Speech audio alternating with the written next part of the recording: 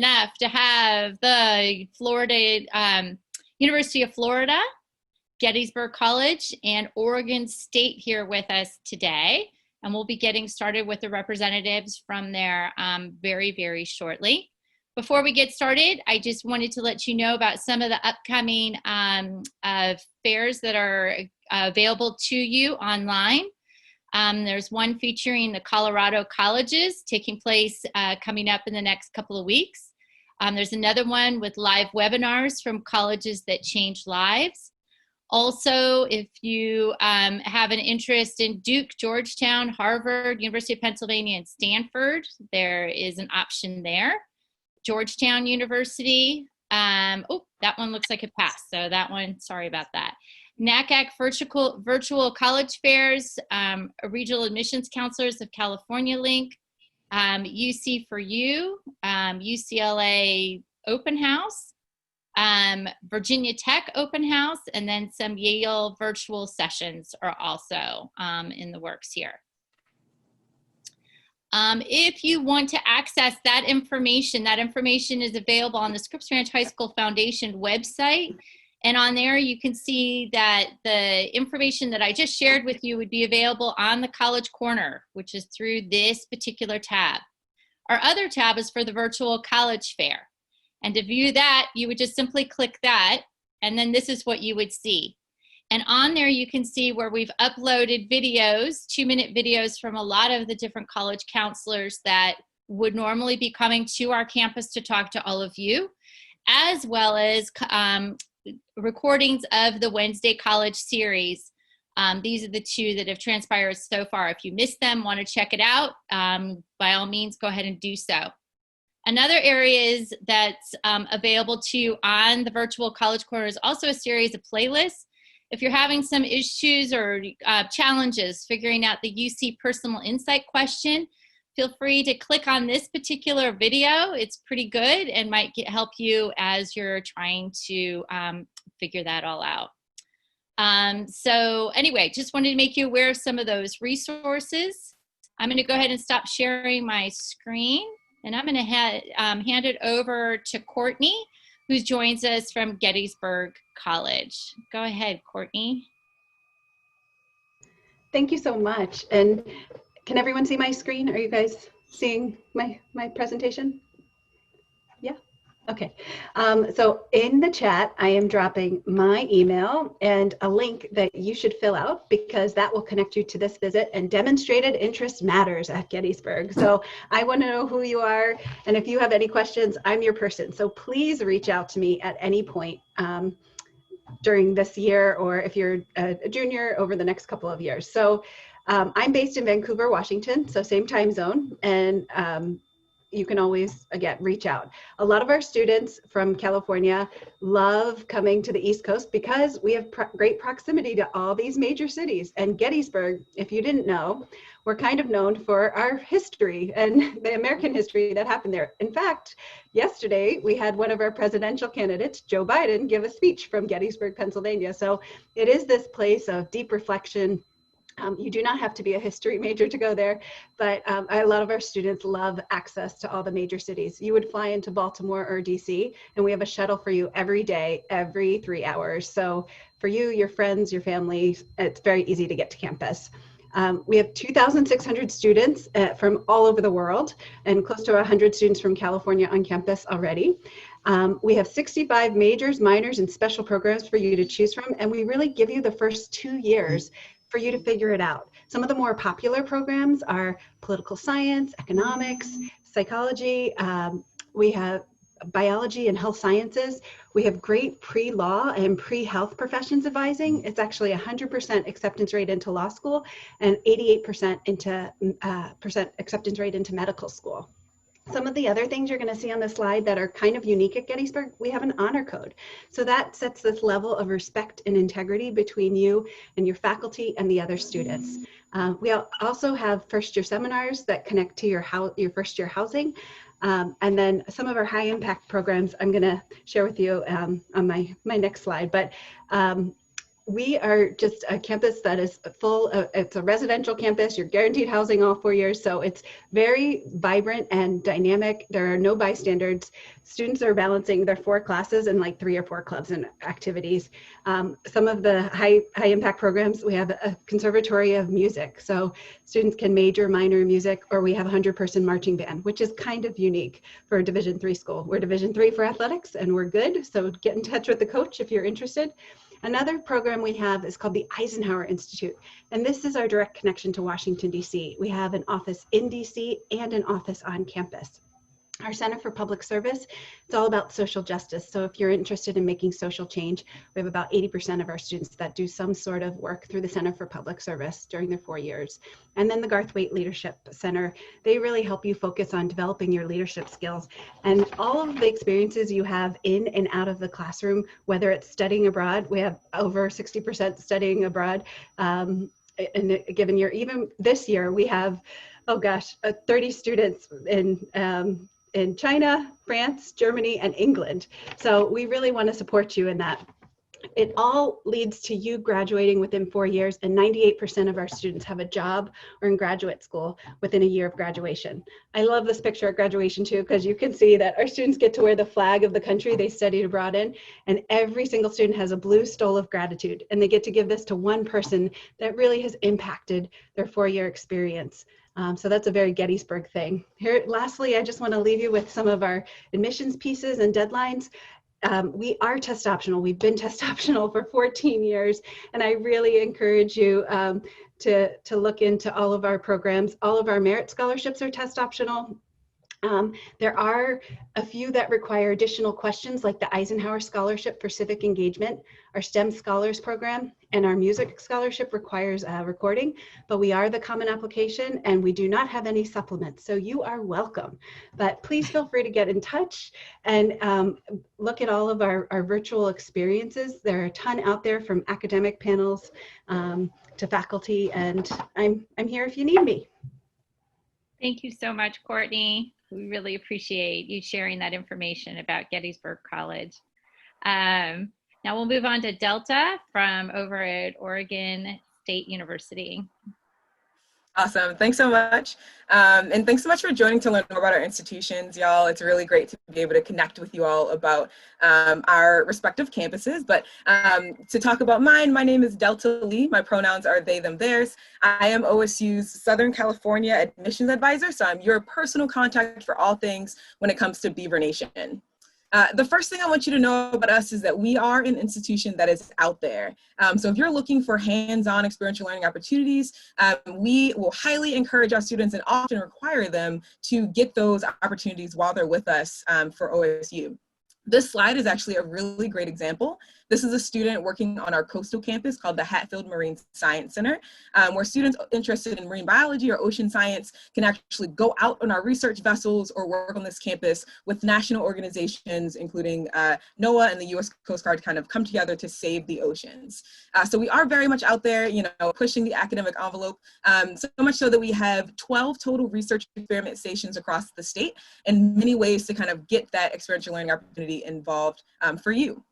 One of the reasons we can do that is that we are one of 2 universities in the United States that has all 4 federal research grant designations. So just a fun fact about Beaver Nation there.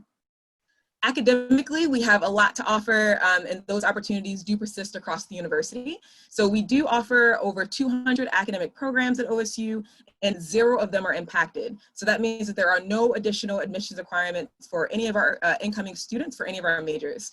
It also means that we want you to explore. You can change your major throughout your application year. You can change once you're at orientation or while you're at OSU if you find something else of interest.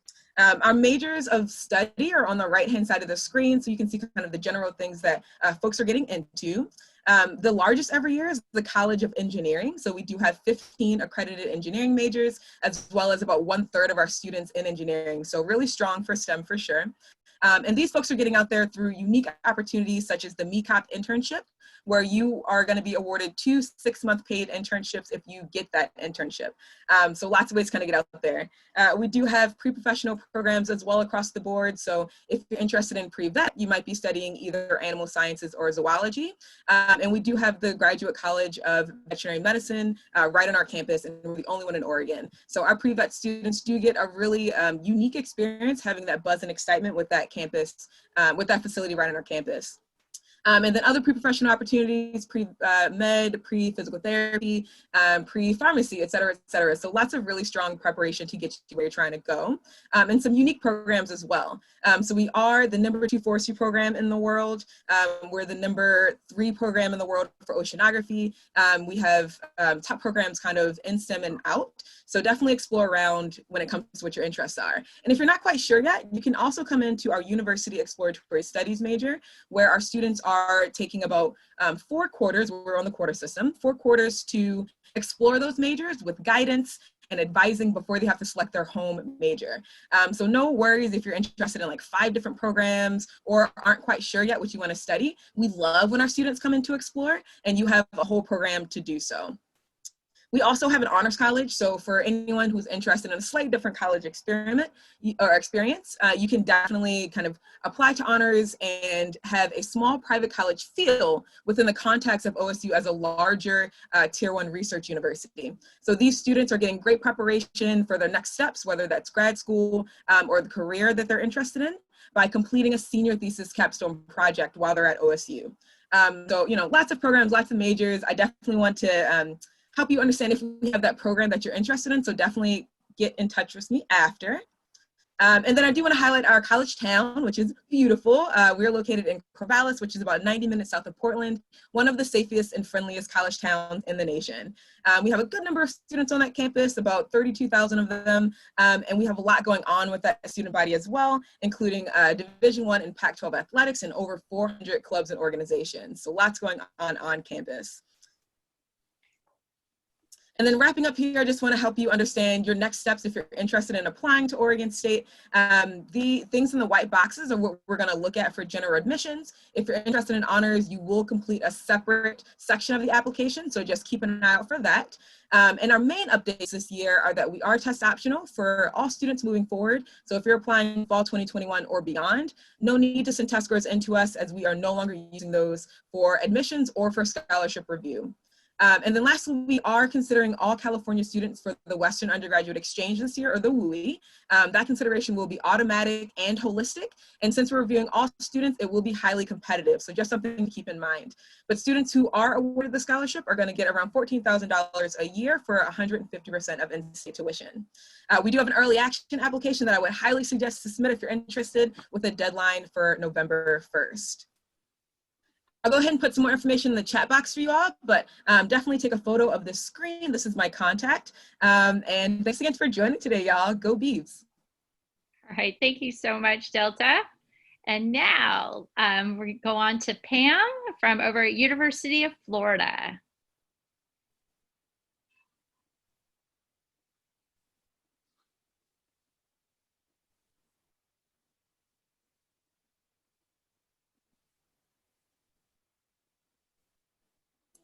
Hi, I'm Pamela at the University of Florida. My computer is showing that I'm sharing Ginger. Am I sharing my screen?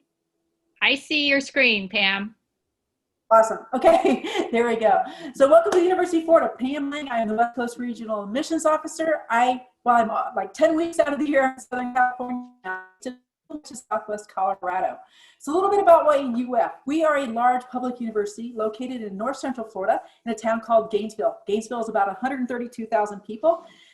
About 53,000 of those are students, another 32,000 of those are all the faculty and staff. So there's a lot of cool things going on. It is a giant college town. There's a small regional airport that currently American and Delta fly into, which is about 15 minutes from campus. It's super easy to get there from California. You need to get a car out. There's a bus system that goes all over UF or Gainesville with your student ID. You ride it for free. Super easy.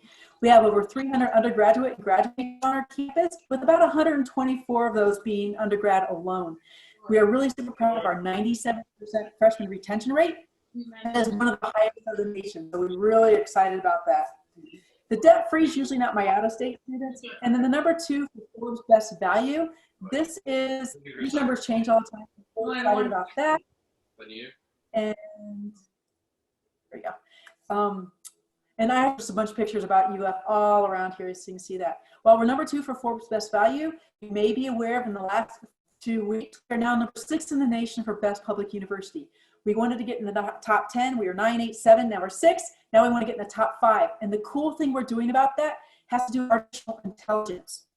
When they flip the switch on the computer in, I think, January, it'll be the fastest and best AI computer of any college or university in the United States. Really excited about that. We're hiring 100 more faculty members just to teach AI. And we're reading a little bit about it. It's in development. But what we're seeing is that no matter what your major is on campus, if you want to dabble in AI, you'll be able to take those courses to incorporate with your training. So that's super cool. We have Innovation Academy, which is all about entrepreneurship and product development. We have an honor program that you apply to IUF. You apply either the Coalition or Common App. We'll take either one of those. We also offer undergraduate research, so there's no reason why you as a freshman can't get involved. You don't need to wait till your junior, senior, or into grad school to do research with us. It's okay, you can do it as an undergrad. We do have some history of developing products on campus. I know you guys are probably aware of this, but I'll spit it out there anyways. There's a little sport drink. Remember, we are the Florida Gators. There's a sport drink way back in 1965. Gatorade, that came from UF. So we do have some history with that. Our International Center is currently in the top 10 for study abroad programs. You can do things with your major. Maybe you want to do immersion. Maybe you would like to just go to a country because you want to go to that country. You can do it with our professors. We have places all over. I think we're on 6 continents, 100 some different countries between our professors. Partnerships with other universities and colleges, probably the ones you've seen here. And also, say you go to UCSB or you go to UF and you have a best friend that goes to UCSB.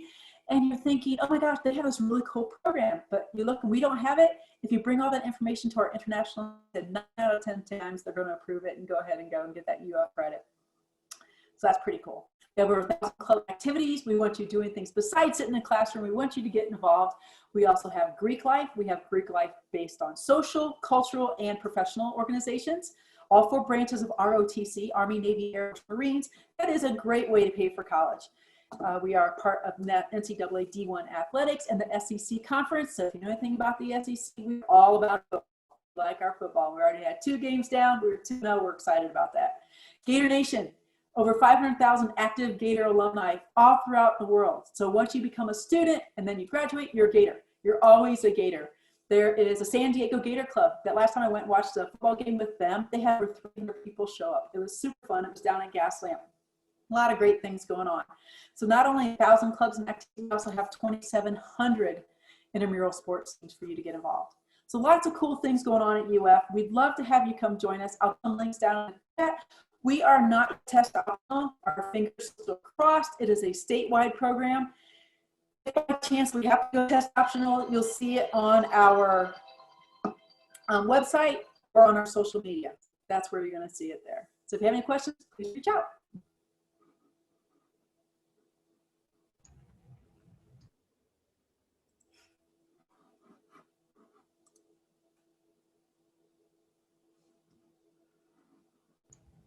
Ginger, I think you need to unmute. Sorry, everybody. So if anybody has any questions, please feel free to go ahead and ask the counselors directly, or you can put them into the chat room, and then we could go ahead and ask from there. I haven't seen any come through yet. I had one for Delta. Delta, I was wondering if you could tell us a little bit more about how people are going to be considered for the WUI option at Oregon State, and how competitive that you anticipate that being. Absolutely, yeah. Thank you for asking. So for us this year, consideration for WUI will be holistic and based on the materials of the application. So we'll be doing kind of a similar review for admissions, looking at the essay, the application itself, and every other piece that students send in to make that consideration. It will be competitive this year because we are reviewing all students from eligible WUI states for all majors. So we're trying to do a holistic review to see what we can offer folks, and then we'll let folks know soon after they receive their admission decision. Okay, very good. Thank you. Pam, I had a question regarding, just to clarify, so you guys aren't test optional. what would be the latest? Because the kids out here, we've had a really hard time taking ACT and SAT tests. I mean, a lot of the kids have signed up not just once, but upwards of 3 to 5 times to get testing. What is the latest? Like, if they could get a test in like in December, would that be too late to submit it? No, it won't be too late. And believe me, we are making lots of noise, talking about that quite a bit. So if they can take the last 2 tests that at this time, remember it all, you know, it's 2020, everything changes daily.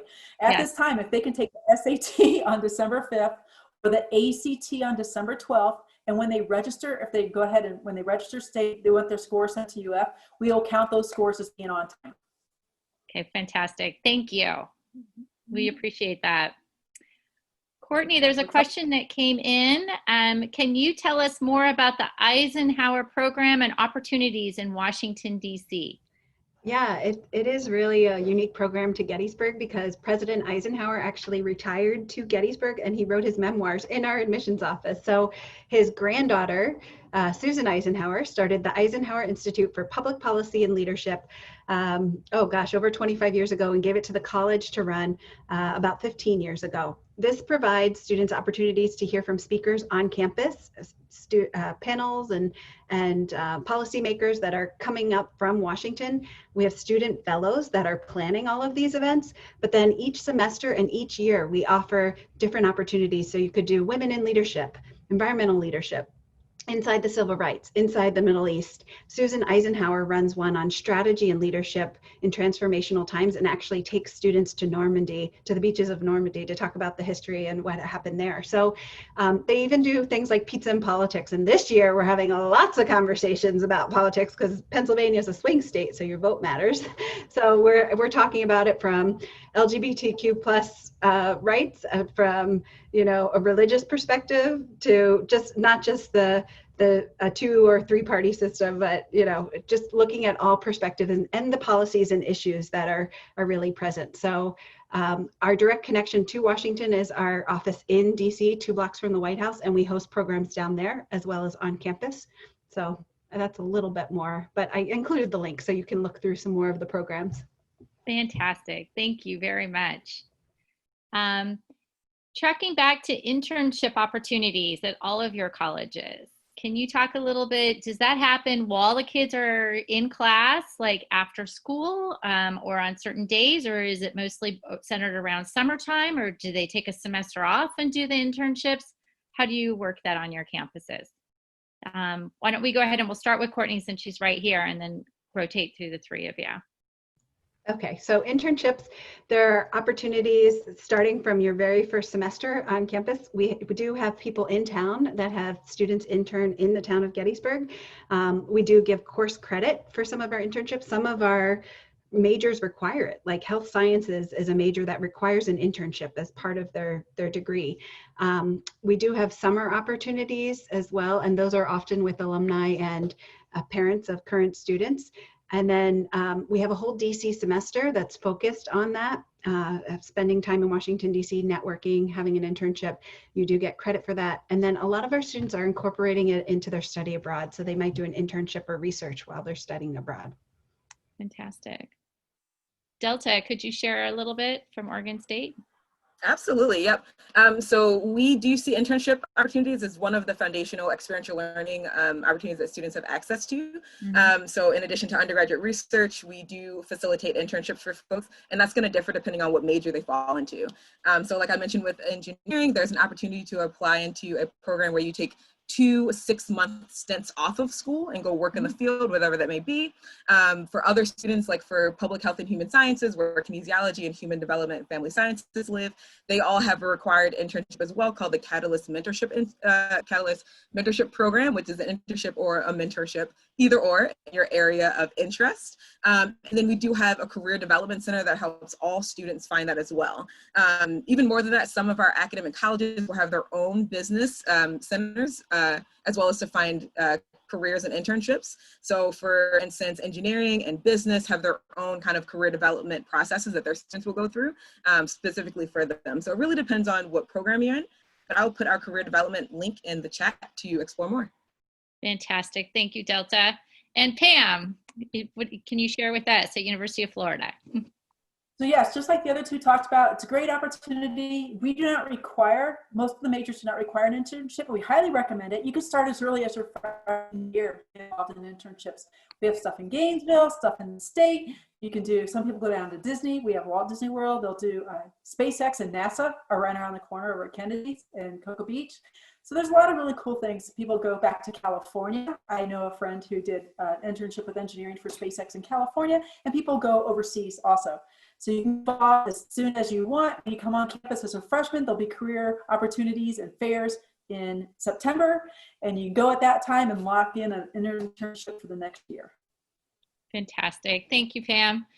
Okay, well, at this point, I think we've come to the end of this week's Wednesday College series.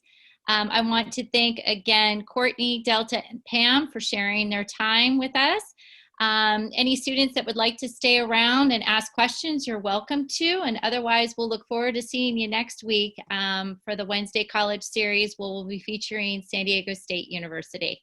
All right. Thank you very much for attending today.